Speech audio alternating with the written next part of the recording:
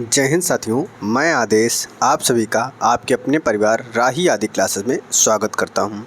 तो हम सभी हिंदी का प्रैक्टिस सेट चालू करने वाले हैं। बस आप सभी से एक ही रिक्वेस्ट है कि आप सभी अधिक से अधिक क्लास को लाइक कीजिएगा, शेयर कीजिएगा, कमेंट कीजिएगा। क्लास को पूरा देखिएगा, समय कम हो थोड़ी स्पीड बढ़ा कर देख लीजिएगा बाद में। तो अब हम अपनी क्लास को शुरू करते हैं। हमारा पहला क्वेश्चन है, विरूपाक्ष का समानार्थी शब्द पहचानिए। तो आपको विरूपाक्ष का समानार्थी शब्द पहचानना है। क्या होगा? विलक्षण नेत्रों वाला, निर्जन या गुस्सैल स्वभाव वाला या शक्तिशाली। तो क्या होगा विरूपाक्ष का समानार्थी शब्द? विलक्षण नेत्रों वाला। तो हमारा जो राइट आंसर हो जाएगा वह विकल्प ए सही हो जाएगा।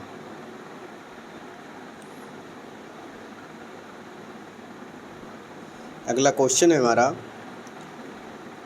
निम्नलिखित प्रश्न में 4 विकल्प में से उस सही विकल्प का चयन करें जो अशुद्ध वाक्य के शुद्ध रूप का सबसे अच्छा विकल्प है। मैंने गांव जाना है।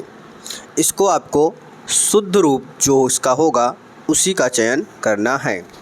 मैं गांव जाना है, मुझे गांव जाना है, मैं को गांव जाना है, मेरे को गांव जाना है।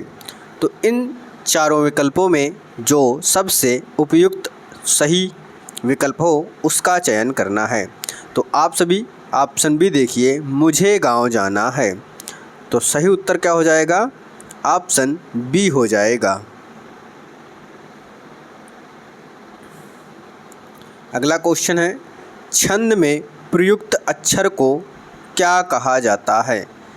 छंद में प्रयुक्त अक्षर को क्या कहा जाता है? व्यंजन, चरण, मात्रा, वर्ण। तो क्या कहा जाता है? उसे वर्ण कहते हैं। क्या कहते हैं? उसे वर्ण कहते हैं।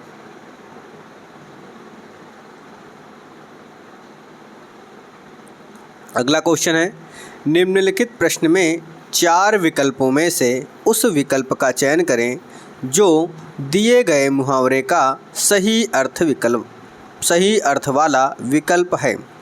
मुहावरा दिया गया है, उसका सही अर्थ जो होगा उस विकल्प का चयन करना है। लोहा मानना क्या हो जाएगा सही अर्थ? मूर्ख बनाना, प्रभाव मानना, हार मानना या लाभ होना। तो सही उत्तर क्या होगा? लोहा मानना का प्रभाव मानना। तो सही विकल्प हमारा ऑप्शन बी सही हो जाएगा, प्रभाव मानना।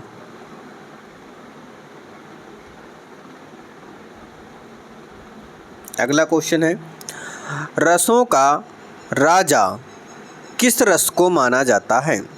तो रसों का राजा किसको माना जाता है, यानी किस रस को माना जाता है, यह आप सभी को पता होगा क्योंकि ये है बहुत बार क्वेश्चन किसी न किसी पेपर में पूछ लिया गया है। तो किसको कहते हैं रसों का राजा? श्रृंगार रस को कहा जाता है। किसको? श्रृंगार रस को कहा जाता है। अब हम देखेंगे अगले क्वेश्चन को। अगला क्वेश्चन है हमारा, निम्नलिखित प्रश्न में 4 विकल्पों में से उस सही विकल्प का चयन करें जो निर्देशानुसार वाक्य परिवर्तन वाला सही विकल्प है। आप इस किताब को पढ़े हैं, कर्मवाच्य है, ये दिया गया है। वाक्य परिवर्तन वाला सही विकल्प हमको चुनना है। इस किताब को आपके द्वारा पढ़ा गया है। क्या आपने इस किताब को पढ़ा? यह किताब आपके द्वारा पढ़ी गई। आपने यह किताब पढ़ी। तो सही विकल्प क्या होगा कि इस किताब को आपके द्वारा पढ़ा गया। क्या है? इस किताब को आपके द्वारा पढ़ा गया। तो हमारा ये हो जाएगा ऑप्शन ए सही कि आप इस किताब को पढ़े हैं। इस प्रश्नवाचक चिन्ह लगा हुआ है और कर्मवाच्य में हमें बदलना था, तो हमने ऑप्शन ए कर्मवाच्य में बदल दिया गया है। अब चलते हैं आगे अगले क्वेश्चन पे। तो अगला क्वेश्चन है हमारा, किसी के द्वारा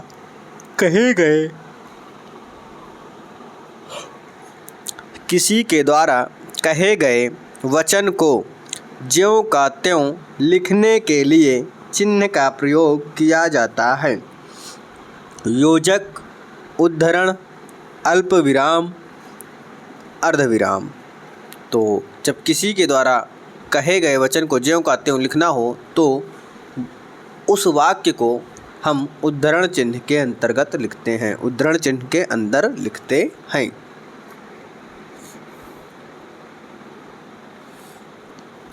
निम्नलिखित प्रश्न में 4 विकल्पों में से दिए गए शब्द के सही समास वाला विकल्प चुनिए।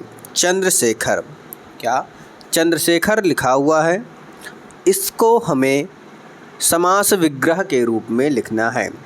चंद्र है शिखर पर जिसके, चंद्र है जिसका नाम, चंद्र के समान है जो, चंद्र के जैसा है जो। तो सही विकल्प क्या हो जाएगा चंद्रशेखर का?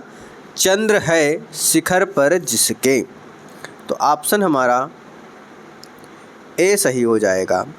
और आपका काम क्या है कि चंद्रशेखर में कौन सा समास है यह बताना है।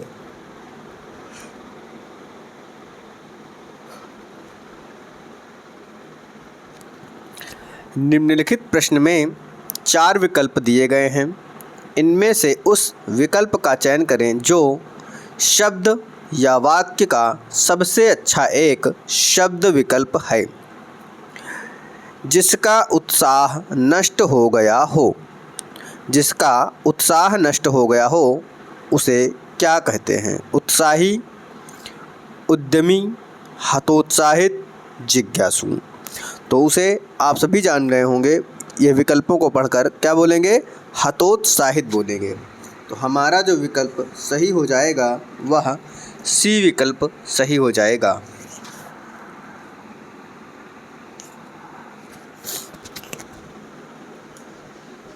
अगले क्वेश्चन पे आते हैं।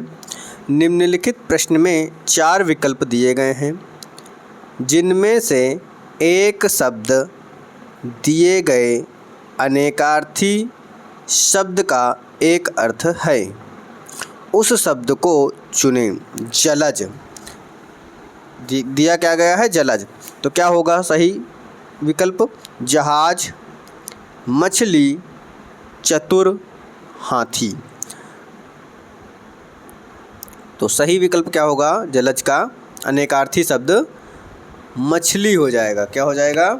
मछली हो जाएगा।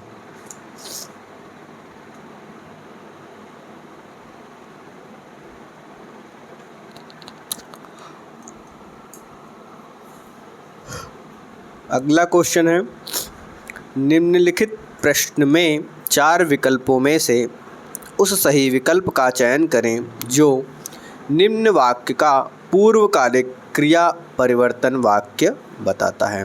क्या है? पूर्वकालिक क्रिया परिवर्तन बताता है। बच्चों ने गृह कार्य किया, वे खेलने लग गए। क्या?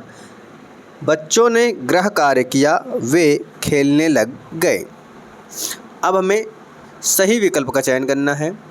बच्चे गृह कार्य किए बिना खेलने लग गए। बच्चे गृह कार्य के बिना खेलने लग गए। बच्चे गृह कार्य करके खेलने लगे। बच्चों ने गृह कार्य किया और खेलने लग गए। पूर्वकालिक क्रिया में हमें परिवर्तन करना है, तो क्या होगा?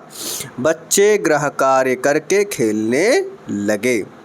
तो विकल्प हमारा सी सही हो जाएगा।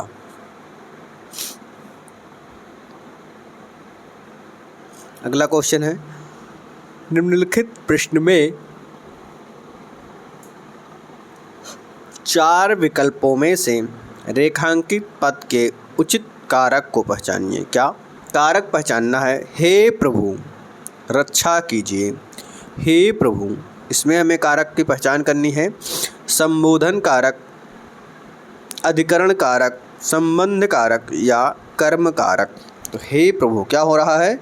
संबोधित किया जा रहा है, तो संबोधन कारक हो जाएगा हमारा सही विकल्प।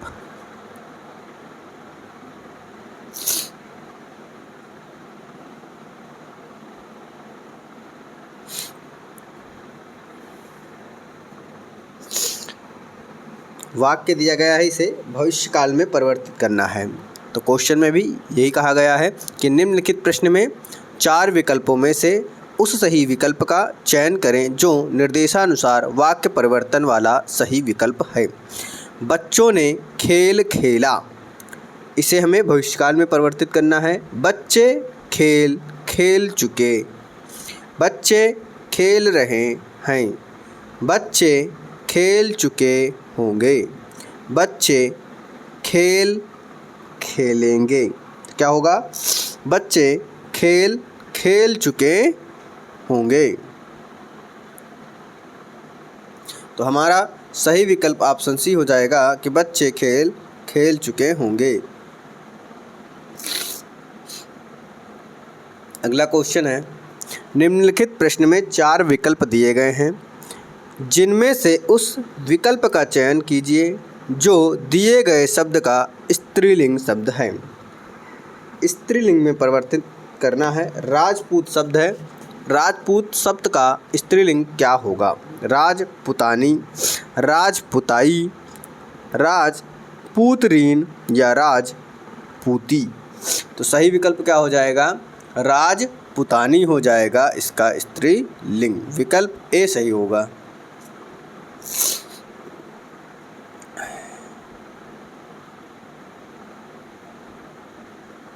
अगला क्वेश्चन है, निम्नलिखित प्रश्न में 4 विकल्प दिए गए हैं, इनमें से उस विकल्प का चयन करें जो दिए गए शब्द का सही स्त्रीलिंग शब्द है। तपस्वी शब्द है, इसका हमें स्त्रीलिंग बताना है जो कि सही शब्द हो। तपस्विनी, तपस्वीनी, तपस्वीन, तपस्वी। तो क्या हो जाएगा सही विकल्प? तपस्विनी, यानी ऑप्शन हमारा ए सही हो जाएगा।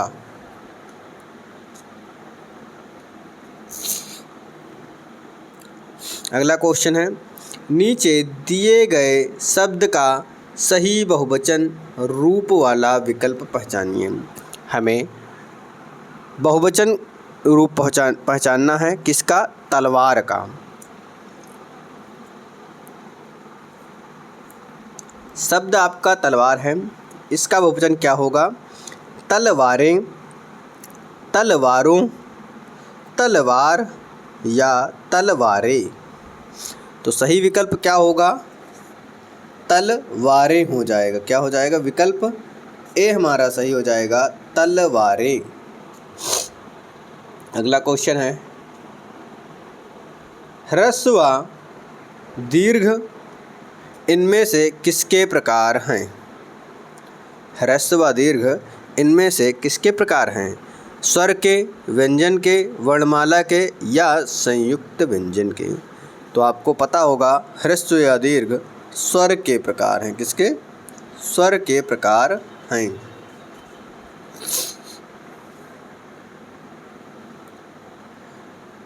इनमें से कौन सा ऊष्म व्यंजन है? हमें ऊष्म व्यंजन का चयन करना है। या, पा, टा, शा। तो ऊष्म व्यंजन क्या आ जाएगा? शा आ जाएगा।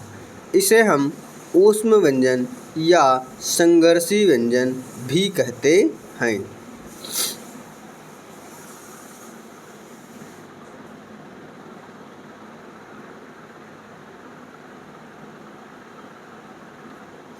अगला क्वेश्चन है, दी गई जोड़ियों में कौन सी जोड़ी सही संज्ञा व उसके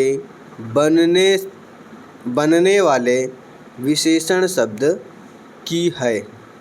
पक्ष पाक्षिक, प्रेम प्यार, सुख दुख, क्षण सोना। तो सही विकल्प क्या हो जाएगा? पक्ष पाक्षिक, यानी विकल्प हमारा ए पूर्ण रूप से सही हो जाएगा।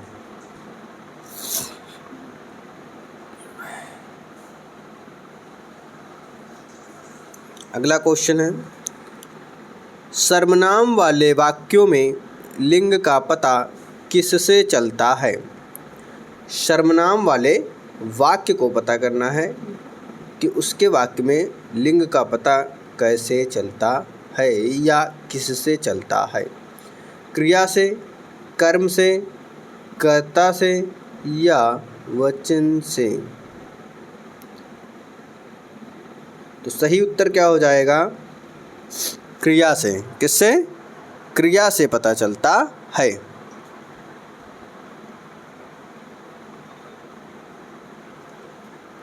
अगला क्वेश्चन है, जायसी द्वारा रचित प्रसिद्ध रचना कौन सी है? जायसी द्वारा रचित प्रसिद्ध रचना कौन सी है? पद्मावत, रसविलास, विज्ञान गीता या श्रृंगार लहरी। तो जायसी की कौन सी है? पद्मावत है, यह आप सभी अच्छे से जानते हैं।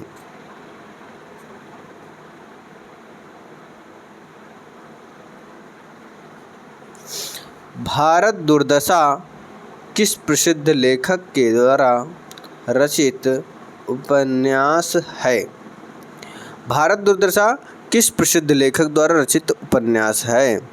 वृंदावन लाल शर्मा, देवकी नंदन खत्री, अयोध्या सिंह या भारतेंदु हरिश्चंद्र। तो भारत दुर्दशा किसकी रचना है? भारतेंदु हरिश्चंद्र जी की है। किसकी? भारत दुर्दशा भारतेंदु हरिश्चंद्र जी की रचना है।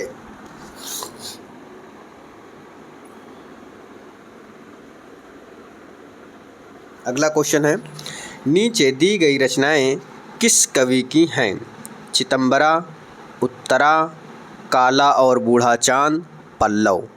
ये सभी रचनाएं किसकी हैं? सुमित्रानंदन पंत की, अज्ञेय की, केदारनाथ सिंह या सुभद्रा कुमारी चौहान। इन रचनाओं को देख कर बताना है। चितंबरा, उत्तरा, कला और बूढ़ा चांद, पल्लव। तो ये रचनाएं किसकी हैं? ये सभी रचनाएं सुमित्रानंदन पंत जी की हैं। किसकी? सुमित्रानंदन पंत।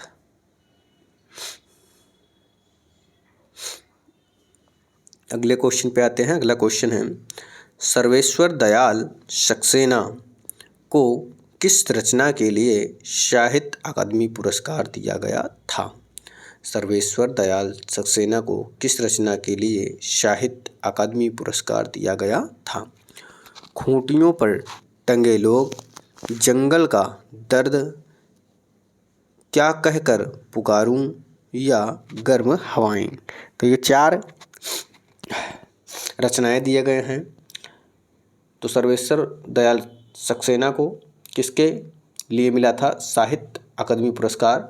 खूंटियों पर टंगे लोग के लिए, यानी ऑप्शन हमारा ए सही हो जाएगा। फिर आता है आपको एक गद्यांश। इस गद्यांश को पढ़ना है और इससे संबंधित क्वेश्चन को हल करना है। तो आप सभी भी इस गद्यांश को पढ़िएगा। लगभग 5 शताब्दी पूर्व पुर्तगाली इतिहासकार डोमिंग पेस ने हम्पी यानी विजयनगर को सपनों की नगरी कहा था। यह संगम वंश के शासकों की राजधानी थी। इन्होंने 1336 में प्राचीन हम्पी के निर्माण स्थल पर विजयनगर साम्राज्य की नींव रखी थी, लेकिन वह कृष्णदेवराय थे जिन्होंने भव्य महल और मंदिरों से राजधानी को अलंकृत किया। और विजयनगर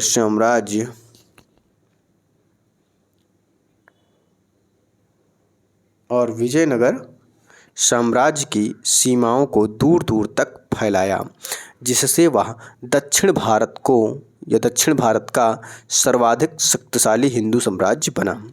परंतु इस साम्राज्य की शक्ति का पतन पड़ोसी बहमनी राज्यों के संघ के 1565 में संयुक्त आक्रमण से आरंभ हुआ। इस विजयनगर को परास्त करके नष्ट कर दिया गया। यह उस साम्राज्य का दुखद अंत था जो कभी अरब सागर से बंगाल की खाड़ी और दक्कन पठार से भारतीय प्रायद्वीप तक फैला था।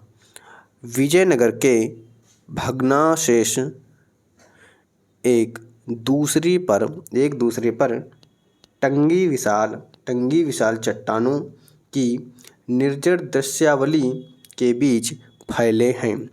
दक्षिण भारत के राजनीतिक परिदृश्य में अपने उदय से पूर्व हम्पी कई शताब्दियों से एक प्रख्यात पावन स्थल था। रामायण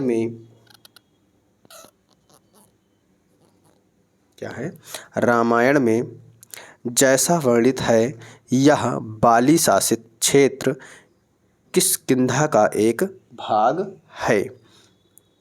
बाकी थोड़ा सा गद्यांश इस पेज पर है, यानी अगले पेज पर दिया गया है।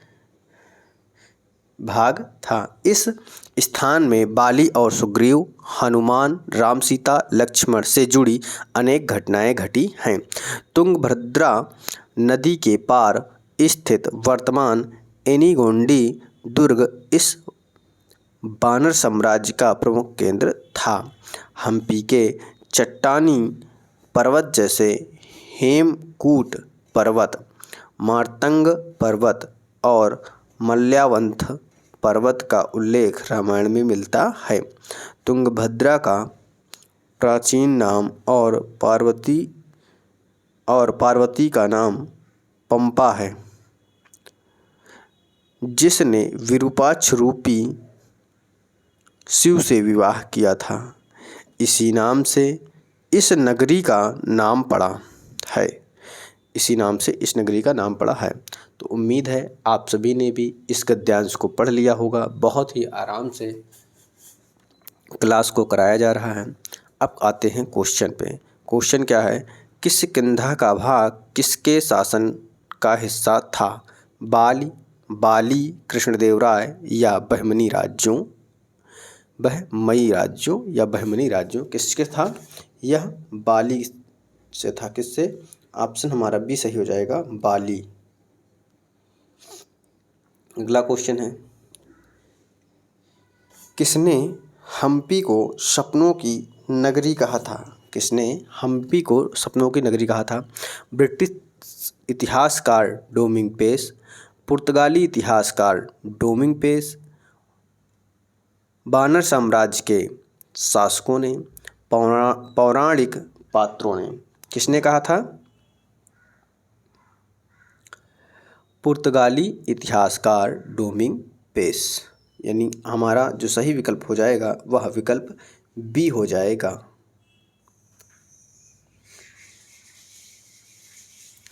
अगला क्वेश्चन है, निम्नलिखित प्रश्न में 4 विकल्पों में से उस सही विकल्प का चयन करें जो दिए गए पद्य के उचित अलंकार रूप का सबसे अच्छा विकल्प है। काली घटा का घमंड घटा। इस पंक्ति में कौन सा अलंकार है? यमक अलंकार, अतिशयोक्ति अलंकार, उत्प्रेक्षा अलंकार, उपमा अलंकार। तो इस पंक्ति में कौन सा अलंकार है? यमक अलंकार है। कौन सा? यमक अलंकार है। काली घटा, यहाँ पर घटा का अर्थ है काले बादल। घमंड घटा यानी दूसरे का, काले बादल का जो घमंड था वह घट गया, यानी कम होना। तो इस पंक्ति में यमक अलंकार है। अगला क्वेश्चन है, निम्नलिखित प्रश्न में 4 विकल्पों में से उस सही विकल्प का चयन करें जो रेखांकित शब्दों के सही अव्यय के भेद हों। क्या सही अव्यय के भेद को बताना है। दरवाजे के बाहर कोई खड़ा है। अब यहाँ अंडरलाइन क्या दिया गया है, रेखांकित क्या किया गया है, के बाहर। तो क्या होगा हमारा समुच्चय बोधक अव्यय, विस्मयादि बोधक अव्यय, संबंध बोधक अव्यय या निपात।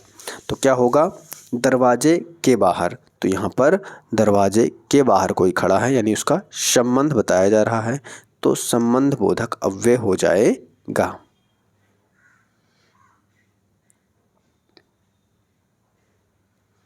अगला क्वेश्चन है, निम्नलिखित प्रश्न में 4 विकल्पों में से उस विकल्प का चयन करें जो दिए गए शब्द का सही समान अर्थ वाला शब्द है। नाश दिया गया है, नाश क्या होगा तबाही, उत्कर्ष, उत्थान, नवीन। तो सही विकल्प आपका क्या हो जाएगा, नाश का तबाही हो जाएगा। क्या हो जाएगा, नाश का तबाही हो जाएगा।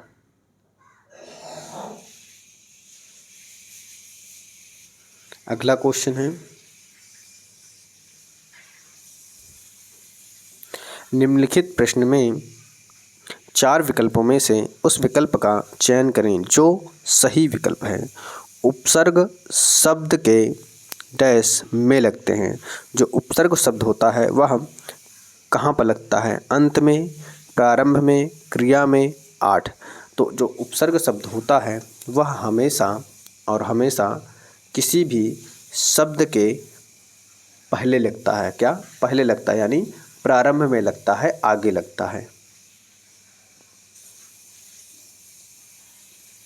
अगला क्वेश्चन है कि निम्नलिखित प्रश्न में 4 विकल्पों में से उस विकल्प का चयन करें जो प्रत्यय से नहीं बना है। चिकनाहट, चांदनी, खटास, बखूबी। तो यहाँ पर आपको इन चारों विकल्पों में से बताना है जो प्रत्यय से नहीं बना है, कि जो शब्द प्रत्यय से ना बना हो। तो चांदनी शब्द प्रत्यय से नहीं बना है। चिकनाहट में आहट प्रत्यय है, चिकनाहट में आहट प्रत्यय लगा हुआ है।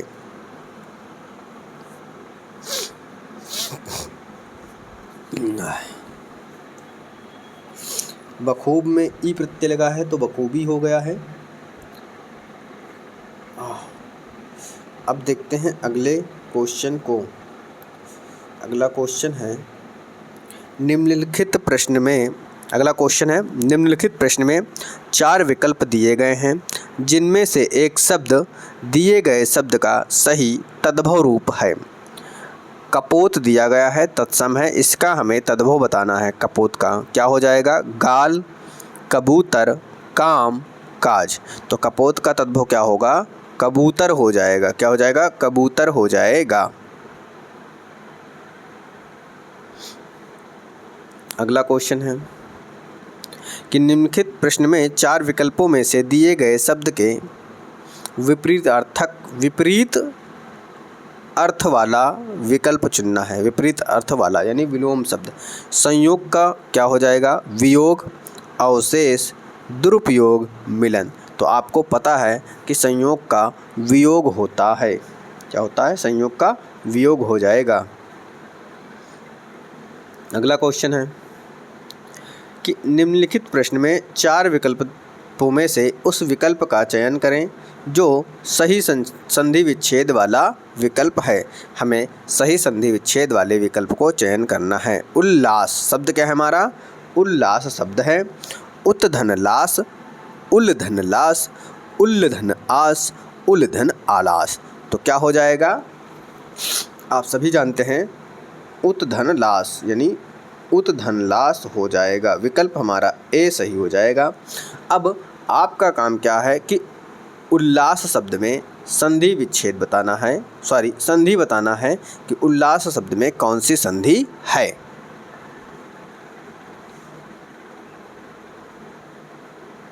अगला क्वेश्चन है, निम्नलिखित प्रश्न में 4 विकल्प दिए गए हैं, जिनमें से उस विकल्प का चयन करें जो शब्द का सबसे अच्छा विकल्प है। पतन, पतन क्या हो जाएगा? पत्ता, गिरना, पुत्र, घर। तो पतन का अर्थ क्या हो जाएगा? गिरना हो जाएगा। तो ये रहा आज का आपका प्रैक्टिस सेट।